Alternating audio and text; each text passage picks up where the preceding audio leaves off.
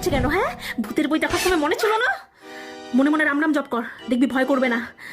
বদমাস মেয়ে, জ্বালিয়ে খাবে আমাকে।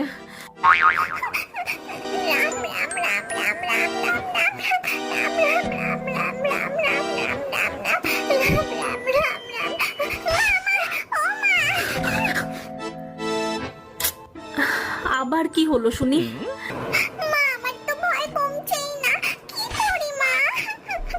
দেখি আচ্ছা মুশকিলে পড়লাম। আচ্ছা সোনা, তুই কি আমার কাছে সারা রাত্রি ঘুমাতে দিবি না মা?